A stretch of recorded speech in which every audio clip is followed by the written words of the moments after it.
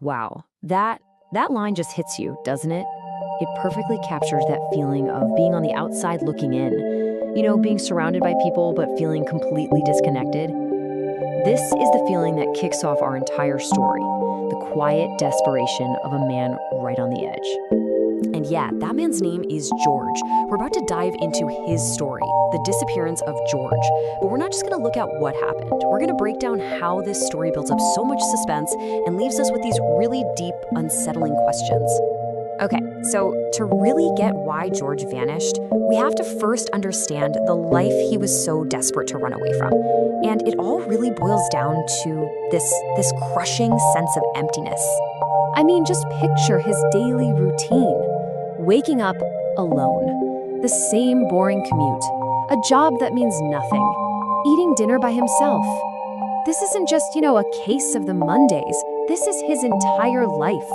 Every single day, just a relentless loop of nothingness.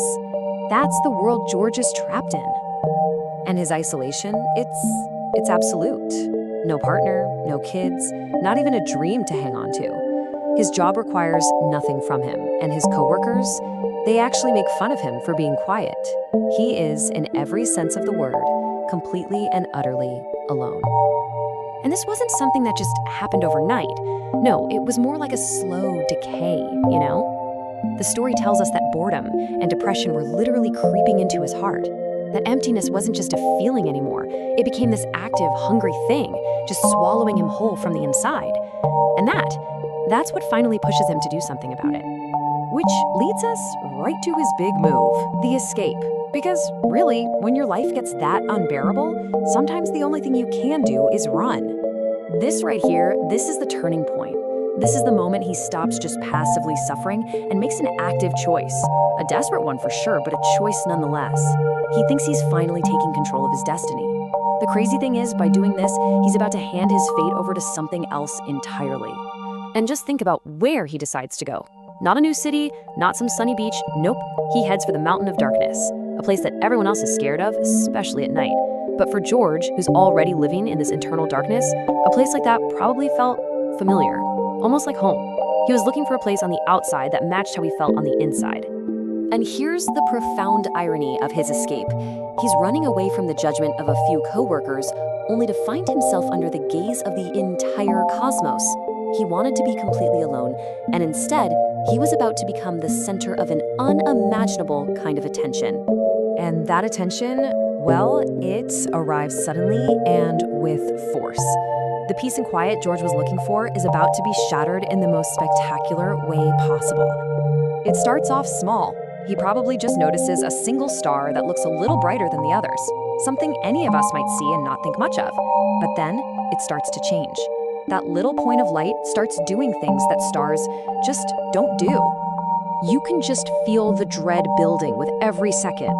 That dot of light gets bigger, clearer. It's not a star anymore. It's something real, something huge, and it is heading right for him. And then, bam, it all happens in a flash. A massive spaceship lands, but it's completely silent. Impossible. Then you hear the roar of military jets scrambling to respond, but they're too late. A beam of green light hits George, and he's just gone, snatched away as the ship vanishes right back into the stars.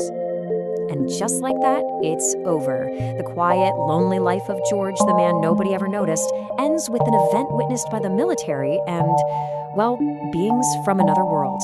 His story on Earth is finished. But is that the end of his story altogether? And this is where the story just leaves us hanging. We don't get any answers. Instead, we're left with a bunch of really big, really unsettling questions about what comes next. His fate is now a complete mystery. So the first question, and it's maybe the scariest one, is he even alive? Did that green light just disintegrate him? A silent execution? Or was it some kind of transport beam, pulling him aboard for who knows what? Was this an attack or an abduction? Right. And if he was taken, then where? Across the galaxy? To another dimension? The possibilities are staggering.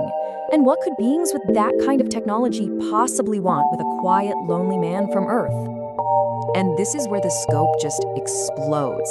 It goes from being about one man's fate to the fate of our entire planet.